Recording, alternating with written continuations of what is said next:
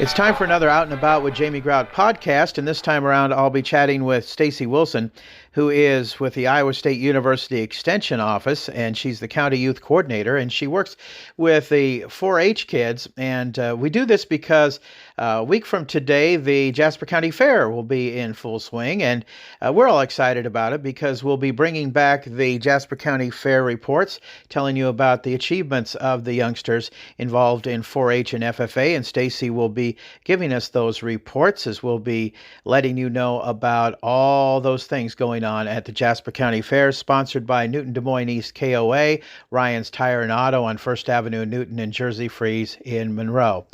Speaking of which, let's tell you about our sponsors for this podcast, including Ryan's Tire and Auto, and they take pride in delivering more than just tires and vehicle maintenance. They provide an unwavering commitment to great service every time. As a locally owned and operated small business, they understand the importance of building and lasting relationships with our valued customers. And I can tell you from personal experience, they do a great job. The blower motor in my air conditioner went out earlier, just a few weeks ago. They put that in, did a great job with that. And you know, we've had a lot of rainy weather here lately, and my windshield wipers weren't doing the job, and they put in new windshield wipers for me. They did an oil change earlier this month too, and they do a fantastic job. Whatever kind of service you might need, give them a call before you get that done and say, hey, can you take care of this? Can you take care of that at Ryan's Tire and Auto? And chances are they can. So give them a call or stop into Ryan's Tire and Auto on First Avenue in Newton and see if they can take care of whatever care your car needs at Ryan's Tire and Auto, because, again, they probably can. Another sponsor, and I want to thank Mark Thayer at Newton Clinic for getting with us from the get-go.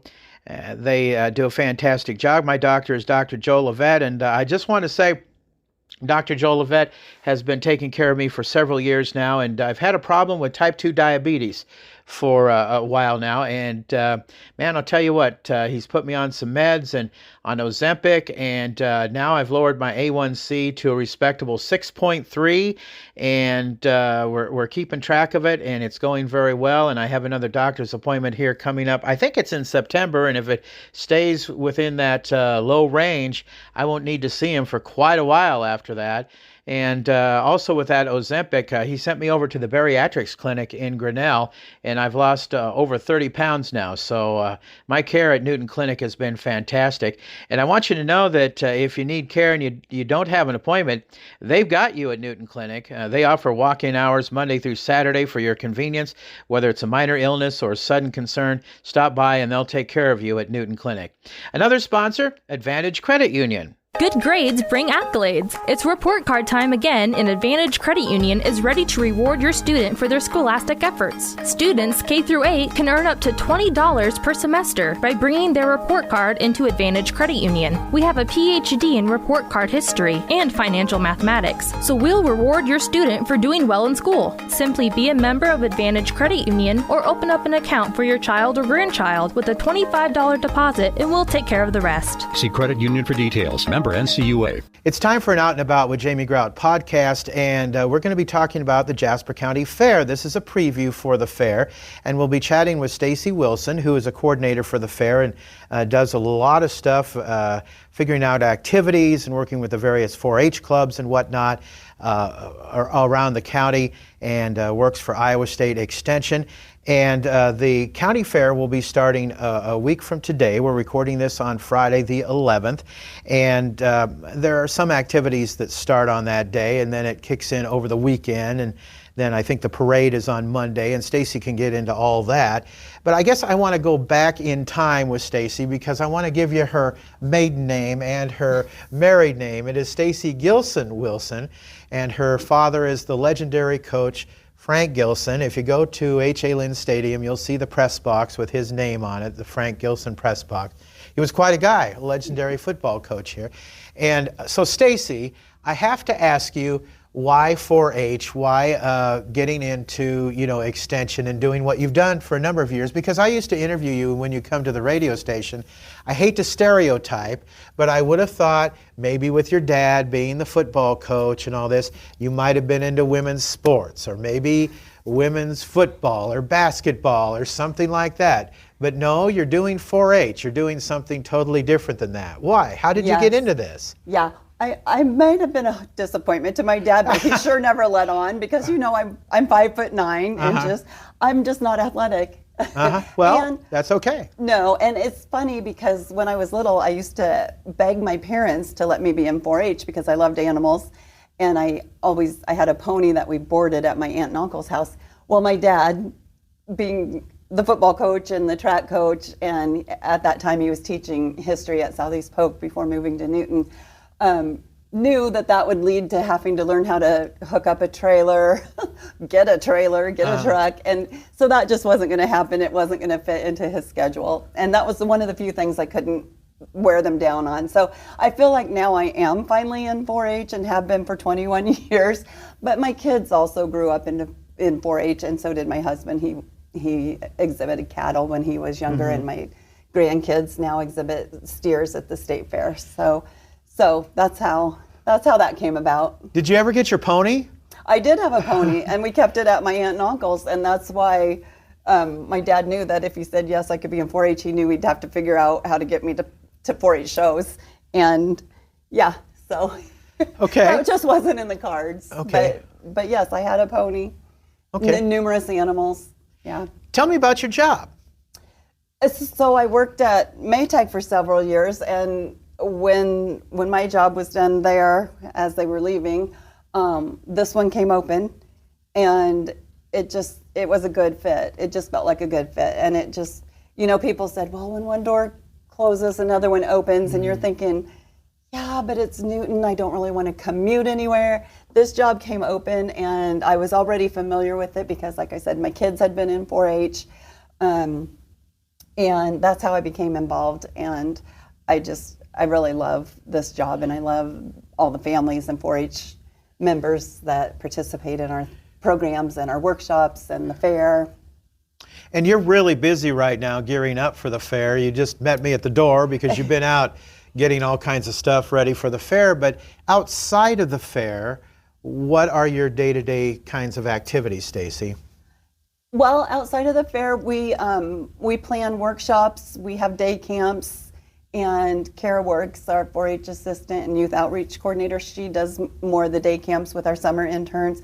And then I'm getting ready for fair, but then I'll also in June take kids on trips. We have an intermediate trip, which is middle school aged kids, and sometimes we'll go to Omaha, sometimes we go to Kansas City. We'll take them to teach them about time management, money management, and get to see some things, and also work on 4-H projects while we're there, like the pictures they take. We encourage them to bring them to the fair as 4-H projects, or write reports about different things that they see on our trip. Also, every June, there's a 3-day 4-H state conference on campus at Iowa State, and they ask for extension staff throughout the state to help chaperone those kids. There's used to be over 1,000 kids on campus, and they're going to different workshops throughout the campus, like the different schools at Iowa State. They're staying in the dorms, they're listening to keynote speakers, they're having dances, they're going to a formal banquet, all that. And that's a lot of coordination because we usually have a good turnout from Jasper County that attends that. So. Well, fantastic. What does 4-H stand for? What are the 4 H's of 4-H? The 4 4-H's are head, heart, hands, and health. Okay. Can you expand on that? I mean, do you have a little like a ritual that you talk about when you go into 4-H with all that? It's called the 4-H pledge, and I pledge my head for clear thinking, my hands for larger service, my heart for greater loyalty, and my health for better living. Mm-hmm. And then it goes on for my club, my community, my country, and my world. Oh, that's great. That's fantastic. Yeah. One thing that I want to dispel is the image that 4-H, and I guess FFA for that matter too, not just for farm kids.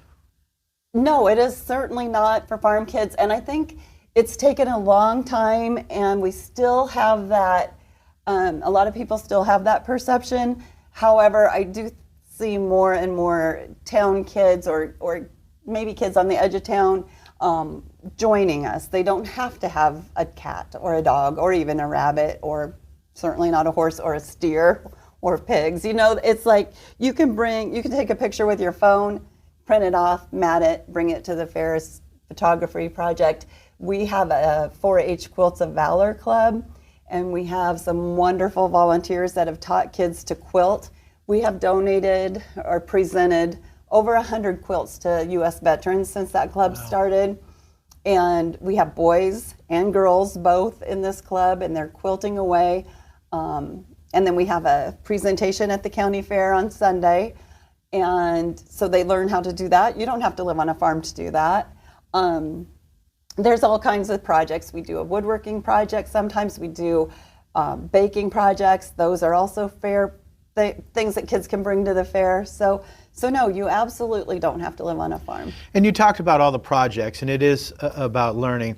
So those are some benefits. What are some other benefits of belonging to 4-H? Because, kids might be listening, parents might be listening, and so it's a neat organization, and let's do a little sell job on 4-H. What do you say? Okay, sure. I think one of the best examples I can think of is we used to have a 4-H day at the legislature where we'd take kids to the state capitol and tour that and talk to our legislators and our representatives.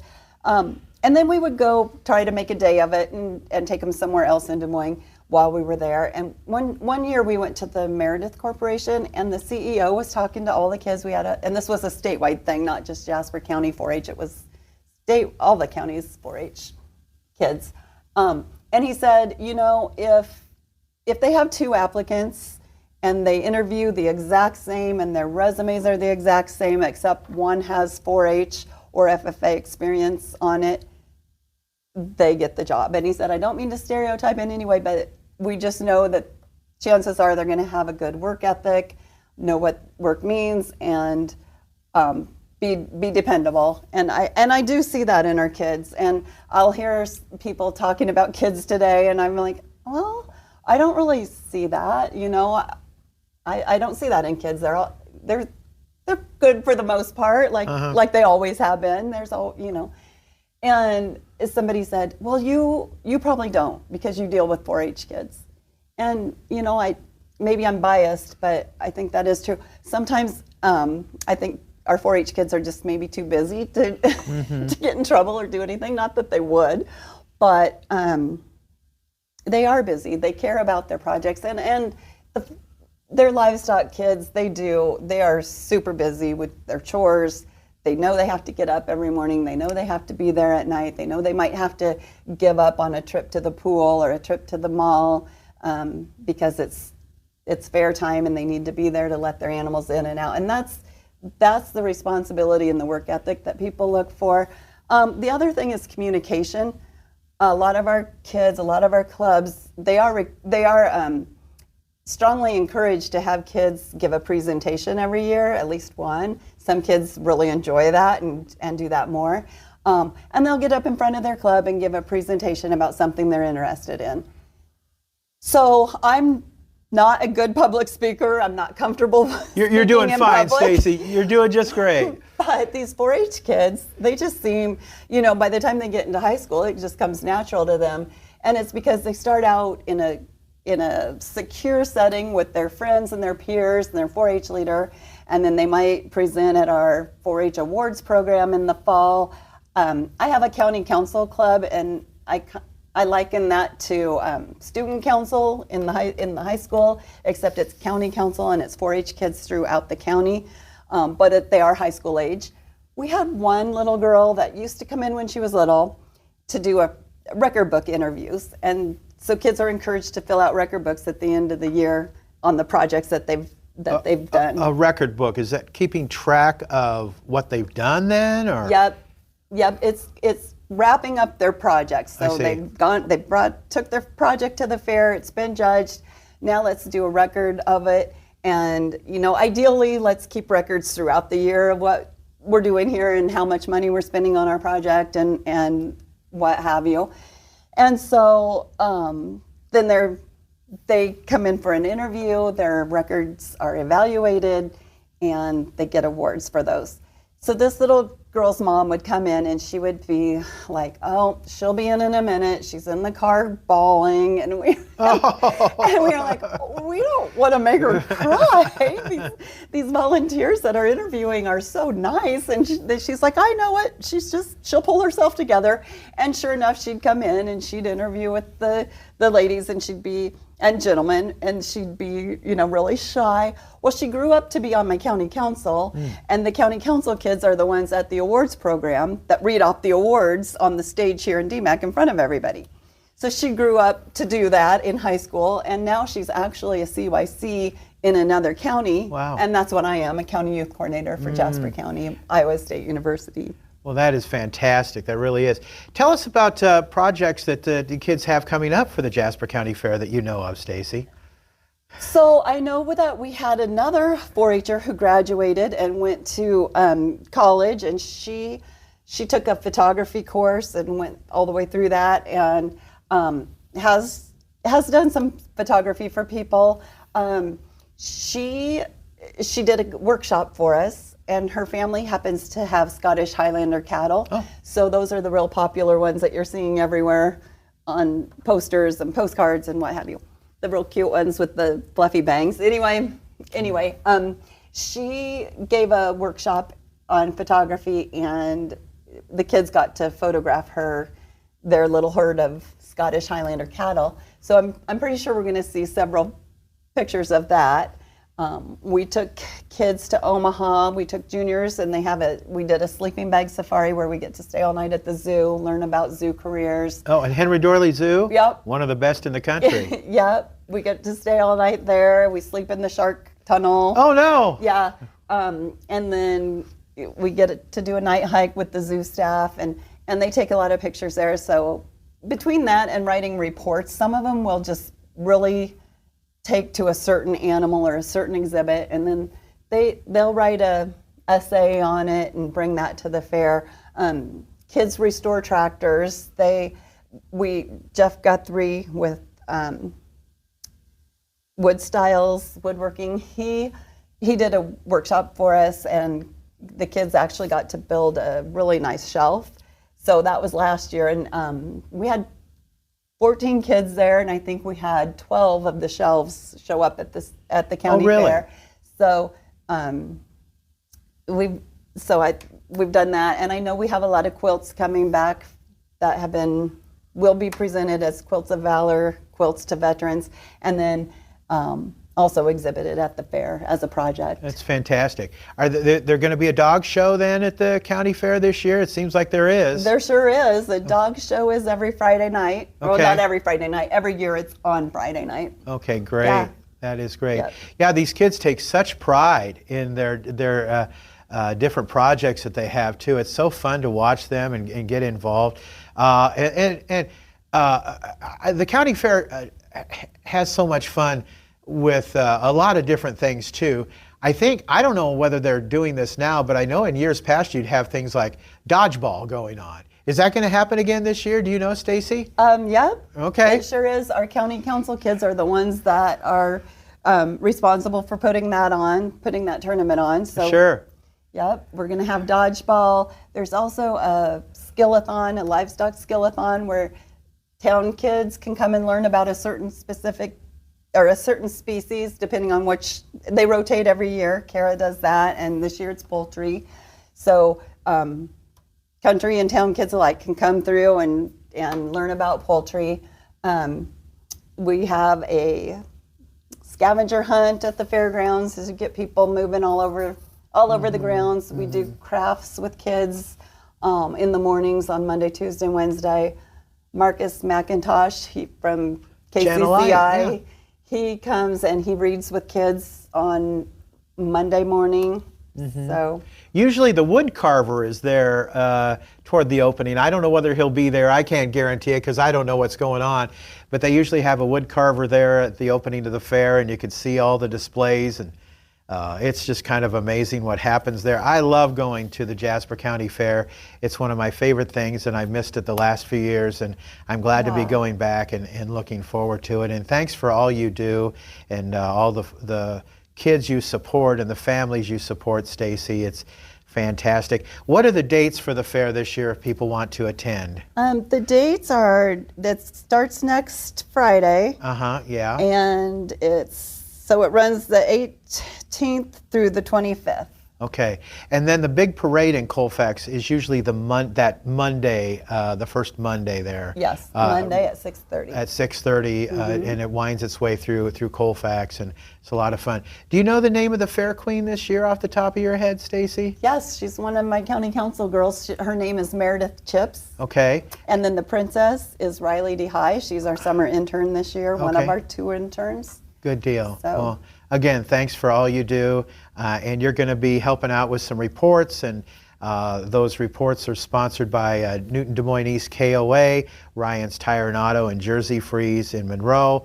And thanks to those sponsors for supporting 4-H and FFA, because we're going back to the Jasper County Fair, trying to cover things that local radio is not covering anymore, unfortunately. But hey, I'm doing my best to try to do that, and you can find all this information on the outandaboutvithjamiegrout.com website, on Spotify, YouTube, Apple Podcasts, and all the others. So thanks, Stacy, for joining me, fitting me into your busy schedule this Friday afternoon. I appreciate it. Yeah, thank you.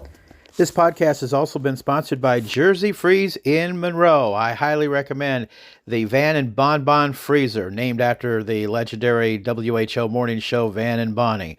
Also by My Sweetie, Little Red, Lynette Baker, Halo Branded Solutions, and Westside Java Coffee Bar. Until next time, grrr, out is out. See ya.